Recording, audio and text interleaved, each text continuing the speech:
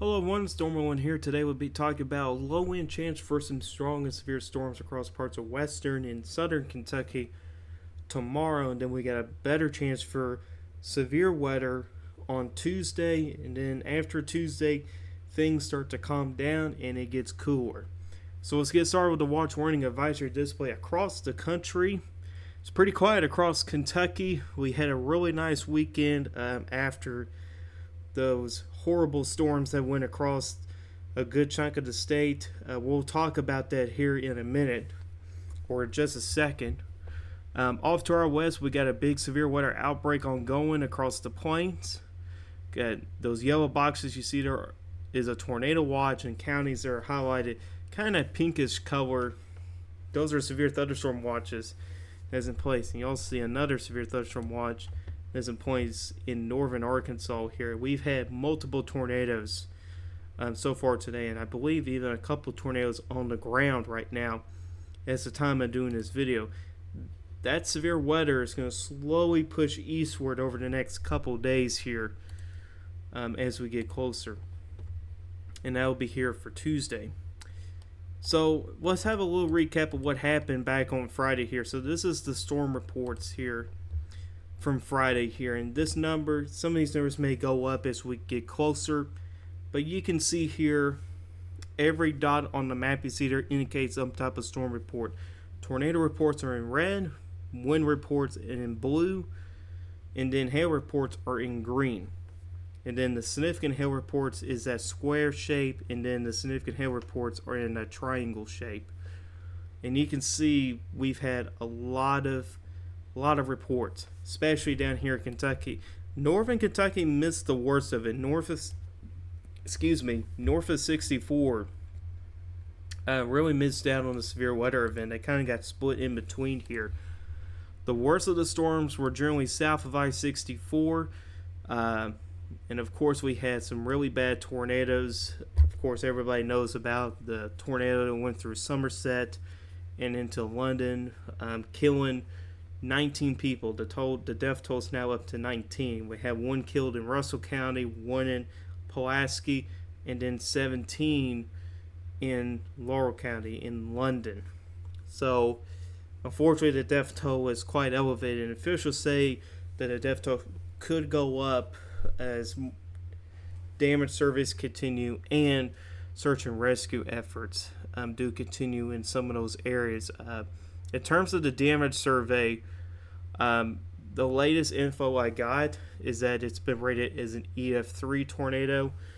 That's even including through Laurel County, including the London Airport, which you've seen. If you guys seen the pictures from London Airport, some of them airplanes are completely destroyed or all just tangled up. It's pretty crazy over there. But of course, that's not the only tornado we've had. We've had a couple of other tornadoes in western Kentucky. I haven't heard any official reports on the tornadoes down in western Kentucky, except for up in Morganfield, which is, I believe, in Union County. I think that's been rated as an EF3 tornado with 165 mile per hour winds. And then if you go back into southern Illinois, on the same supercell, it produced the most violent tornado of the day so far. It was an EF4 that prompted a tornado emergency. I forgot what town it was at, but you can see those two tornado reports right there. I think those are both from the same tornado. Rated as an EF4 with 190 mile per hour winds. So that's pretty intense down there. And by the way, the Somerset supercell started as showers in northwestern Arkansas, then began to turn severe in southern Missouri. You can actually just kind of see here, just based off of the reports of its track here, and eventually got swallowed up in that squall line right on the Kentucky and Virginia border. So that same storm traveled for well over 500 miles, which is complete insanity. And you had over 300 miles long of tornado warnings. I mean, that is just insane. I mean, you just don't see it very often for a supercell to track that long throughout just all day long, just from the right of the beginning all the way to the end. I mean, it just continued on for that long, producing hail, tornadoes. The largest hailstone report I've heard was 3 inches in diameter. I believe that was in western Kentucky. Bowling Green had baseball-sized hail. And in terms of the wind damage, Louisville had the highest wind gust. The International Airport recorded an 82-mile-an-hour gust, second highest ever recorded in the International Louisville Airport. And there was another significant gust down in Bowling Green. That was 75 miles an hour down there. And, of course, the dominant threat was damaged winds, so we've certainly seen that. And if you look at the bottom left of your screen, you can see the total amount of reports across the country. 32 tornado reports, 822 wind damage reports, 7 of those were significant. Hail reports, 371. 85 of those were significant hail reports. And significant hail is 2 inches in diameter or bigger size hail, so that's a lot. So in total, you have 1,225 reports. So this makes it the biggest severe weather outbreak so far in 2025. So the biggest event so far this year here is what happened back on Friday. So I may give another update depending on the preliminary ratings down in Somerset and London area, so I may give more updates on this here maybe tomorrow if I hear anything. But that's an overview for what happened back on Friday. So let's go to the storm prediction and outlook. This is tomorrow. Let's go back to today. We got a moderate risk for severe weather for parts of Kansas and northern Oklahoma. Main hazard is very large hail. You see that 45% hatched area. Damage and winds, not really a high threat, 15% chance for damage and winds. And then the tornado threat's up to 15% in that moderate risk area. Of course, I've said earlier we've had several tornadoes already ongoing with that outbreak. And there is a margin risk for far western Kentucky, mainly for the Purchase region out there with a low-end chance for wind and hail. No tornado threat. And then we have day 2, which is tomorrow. We got a large enhanced risk area off to our west. It includes a large chunk of Oklahoma and Kansas, parts of northeastern Texas, northwestern Arkansas, most of Missouri, and far southeastern Nebraska. And there's actually a slight risk for severe weather from portions of middle Tennessee down into upstate South Carolina. In terms of the tornado threat, there's a large 10% hatched area, so there is potential for strong tornadoes once again tomorrow. Damage and winds and very large hail are the primary threats out there. And then meanwhile, us in Kentucky, we do have a margin risk area that is out. There is a slight risk that clips Fulton County. You can barely see that right there. It just barely clips into Fulton County there. That includes that small part of Fulton County where the Mississippi River surrounds it down there. And then you have this margin risk that includes all of western Kentucky and sections of south central Kentucky out there. And this is primarily going to be earlier in the day. And there could be another wave of storms as you get into Monday night and into Tuesday morning. And if we go to day 3, which is Tuesday, got an enhanced risk for severe weather for parts of middle and western Tennessee, northwestern Alabama, and northern Mississippi. And we got a slight risk that includes a good chunk of the Ohio Valley and portions of the mid-Mississippi valleys. And in terms of significant significant severe potential, there is a hatch area that includes parts of western Kentucky, and that's primarily the potential for very large hail, as I've seen in our discussion. And here's a closer view of that risk area in Kentucky. You can see the slight risk includes most of Kentucky. The only exception is far eastern Kentucky out there. Is there a chance that enhanced risk gets expanded to the north? It is possible, but there is quite a bit of uncertainty out there. And that's what we're going to be talking about here in a few moments. Rain for the next 7 days. Decently wet. Most of the state is generally 1 to 2 inches of rain. Western Kentucky could see anywhere from 2 to 3 inches. And then far southeastern Kentucky could see around an inch rain or less down there.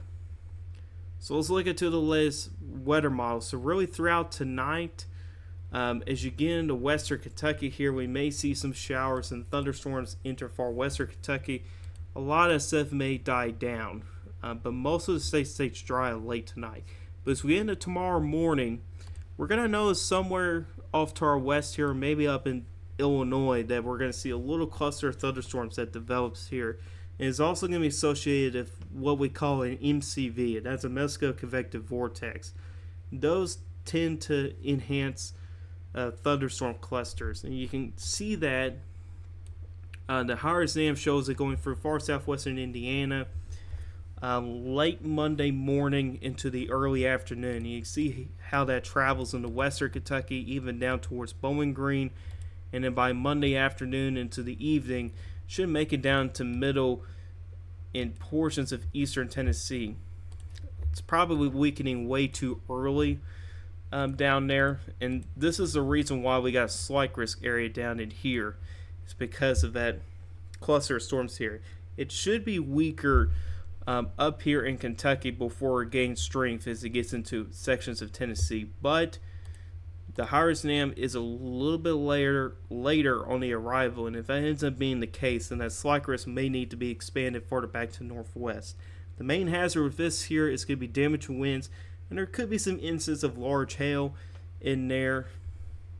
If I were to get a sounding out ahead of that in Bowling Green, you're going to be able to see here how conditions could be favorable for damaging winds and large hail. You got a nice EML in the upper levels.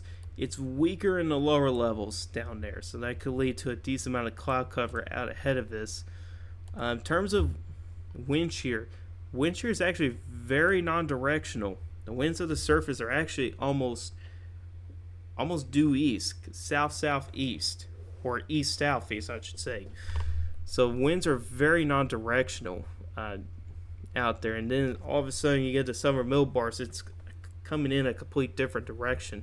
So there could be a low-end tornado risk with this, especially if this is correct out there. But non-directional shear out ahead of that, and that's sometimes what MCVs can do, because MCVs are essentially a tiny area of low pressure, and that can help enhance the environment out ahead of this system.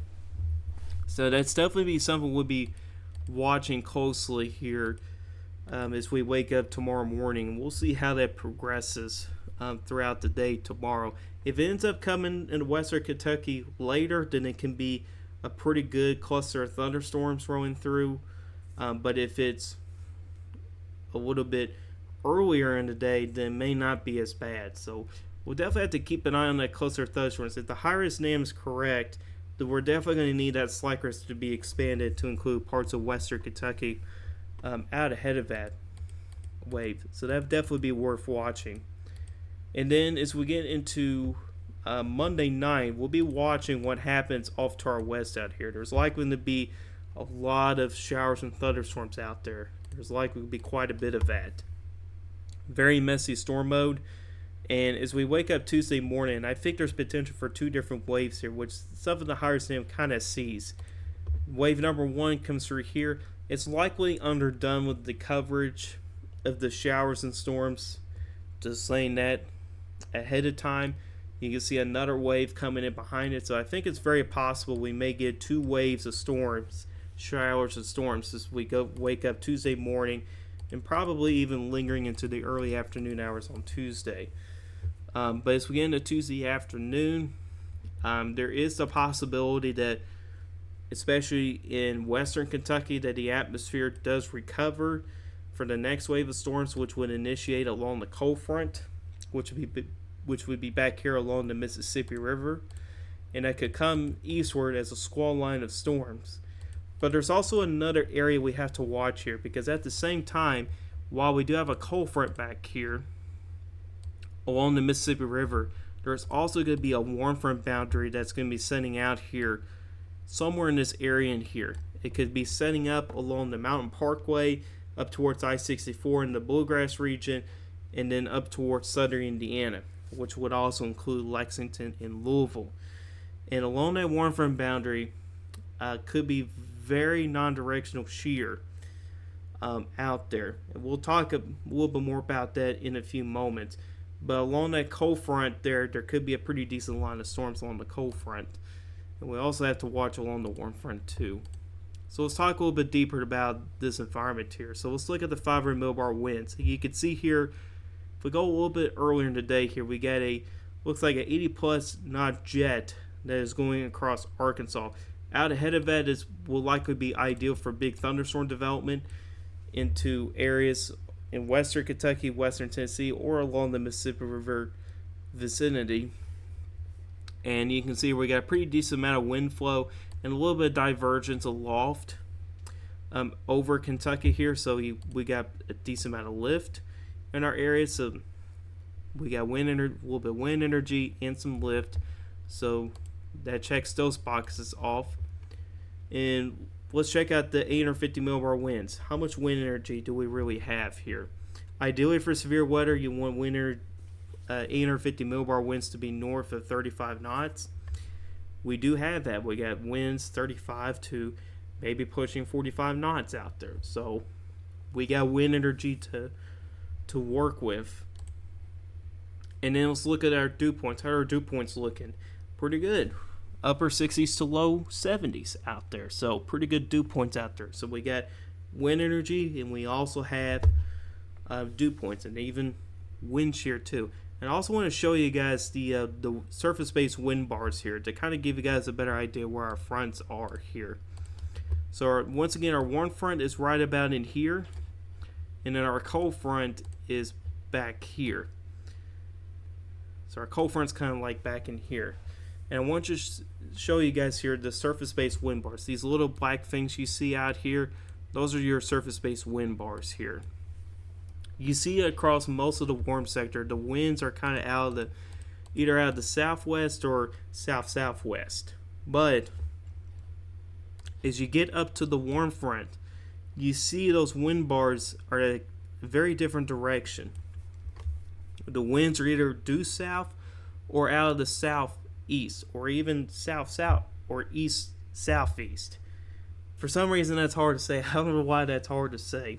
But winds are out of the east-southeast along that warm front. The reason why that is so important, because if we were to go back to, let's say, the low of a jet here, right here. So you got winds at the surface that's east-southeast. Look at your winds at 850 millibars. This is basically 2,500 feet or more above the ground.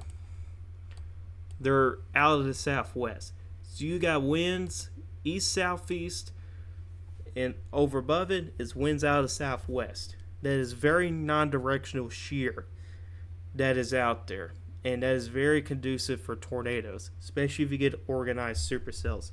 So there is a pretty good ceiling for areas that could be near that warm front. There's still a little bit of uncertainty of exactly where the warm front's going to be, but for right now, models really like the warm front to be somewhere across southern Indiana, kind of along I-64 through the Bluegrass, and then kind of down along the Mountain Parkway into eastern Kentucky. And that's where a lot of the model guidance likes to have that warm front boundary. And models do show supercells developing along that warm front, especially if we got plenty of instability to work with, which in this case, this model here does have instability in play here. This is mixed layer Cape. It's got mixed layer Cape north of 2,000 joules per kilogram along that warm front, which is very easy to see here. And that would be pretty favorable for severe weather. Now, this could be overdone here. I think more realistically, I think mixed layer Cape could max out at 1,000 to 1,500, maybe somewhere around 1,500. That could be where it'd be maximized at. But if we get a sounding here, so let's get a sounding, let's say at Nicholasville. So this is kind of like in the mid-afternoon hours. There's some contamination there. We don't like contaminated soundings here. Let's go to Washington County. Okay, this also has contamination. I guess we're just going to have to deal with it. So we can see here what we're talking about, very non-directional shear, right in here. It's very easy to see where wind bars at the surface are out of the southeast, and then you go up to, let's say, some of the millibars are out of the southwest. that's very non-directional shear.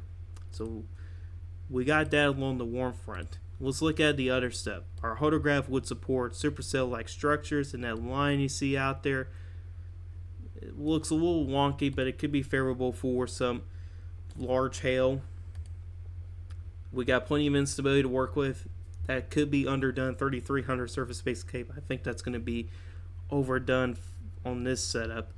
And then lap rates are lacking a little bit, and this is one of the bigger uncertainties for Tuesday, is that the EML could be weaker. If it's weaker, then we may not destabilize as much, especially if that morning wave of storms Tuesday morning lingers around longer, which can limit how much we destabilize.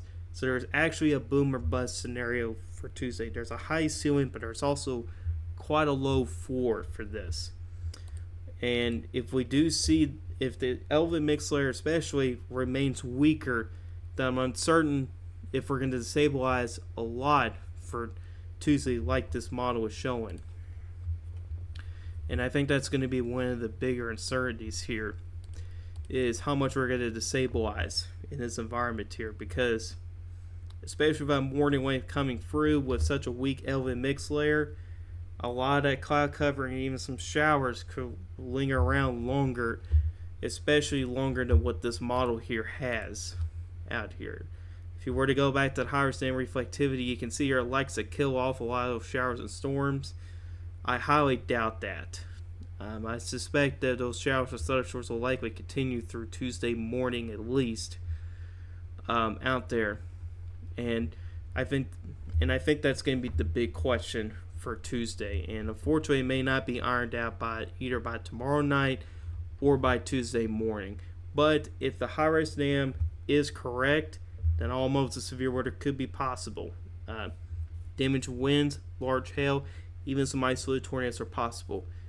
And I almost forgot, before we move on after Tuesday, so we talked about along the warm front. What about the storms along the cold front here? Well, if we were to go back, well, let's actually stay on reflectivity here for a minute, because you can see here you got thunderstorms that do initiate along the cold front. It may initially be as discrete storms, but it should likely congeal into a squall line of storms and progress off to the east. This should be a damaging wind threat, but people are probably going to be asking, is wind shear going to be directional or non-directional? Well, if we go back to the surface-based dew points here, you can see your wind bars. I know it's hard to see, but your wind bars are generally out of the south or even out of the southwest out there. If I were to get a forecast sounding, let's say at Paducah, a little out ahead of those storms, you can see it's actually got a very strong Elven mixed layer. If this is right, then your atmosphere will definitely recover in western Kentucky out there. But you can see here by your wind bars here, it's semi non-directional. You got winds at the surface that's kind of out of the southwest, and then kind of west southwest or south southwest at 700 millibars here. So there is some wind change direction with height, but it's not as much as along the cold front. But most models show wind shear to remain more directional for along the cold front. But I think either way, I think the primary threat along that line of storms is going to be damaging winds. Could be some large hail when the storms first initiate, but when it gets into that cluster or squall line of storms, damaged wind should be the primary threat. But a couple quick spin-ups, tornadoes could be possible. I think greatest tornado potential is likely going to be along the warm front, which would be across parts of southern Indiana into portions of central Kentucky and maybe even into eastern Kentucky as well. But this area is going to be highly dependent on how much we destabilize or if we're going to get any atmospheric recovery for Tuesday. And I think that's going to be the biggest uncertainty. I think I'm more certain that western Kentucky will recover, but I'm not as certain for central and eastern Kentucky out there. So we'll definitely be keeping an eye on Tuesday, and I'll definitely update you guys on that tomorrow. So what about after Tuesday? Well, Wednesday, that storm system moves up towards Lake Erie and Lake Ontario, It's going to hang around there for a little bit. We'll have a shower chance, especially across central and eastern Kentucky, for Wednesday. And there may be an isolated shower or two, maybe even for Friday. But the temperatures are going to be quite cool, especially as you get towards Memorial Day weekend. Highs may not make it out of the 60s for Friday, and possibly even going into Memorial Day weekend. And we're just kind of stuck in this northwest flow here aloft. And normally with northwest flow, temperatures stay cooler, and it's also drier here. And you can see here we got this very long boundary, and kind of a stationary frontal boundary that kind of stretches from the high plains of Montana, Wyoming, through the central plains of Nebraska, Kansas, and into the southeast. Out there along that boundary, you're probably going to see multiple rounds of showers and thunderstorms, probably some thunderstorm clusters along that northwest flow as you get into Memorial Day weekend. Now, I think for right now, my thinking is we're going to stay mostly dry. However, if this trough out here moves out of here a little bit quicker, then those rounds of thunderstorm clusters could move a little bit further to the east. So that'll be something to watch as we get closer. But for right now, when I looked into the ensembles, they really like us to stay below normal for temperatures, which means temperatures in the 60s and 70s, which is not bad. But they also keep us on the drier side for Memorial Day weekend. But there is some time for changes as it's still several days out. And this is the European model for Memorial Day weekend. It does still have some troughing out here, which means Memorial Day could stay on the cooler side, maybe even with a light shower chance out there as well. But most importantly, there's no severe weather chance. And I honestly think after Tuesday, I think we're going to be done with severe weather for a while. We might be done for severe weather up until June. Hopefully that's the case, because we seriously need a break from severe weather. But anyways, guys, that's all I got for you guys today. Hope you guys enjoyed this video. Guys, like this video, hit that like button. If you like my channel, hit that subscribe button, hit the bell notifications so you never miss an upload. If you guys have any questions, put a comment section down below. I'll answer you guys' questions. I'll see you guys in the next video. Goodbye and have a good day.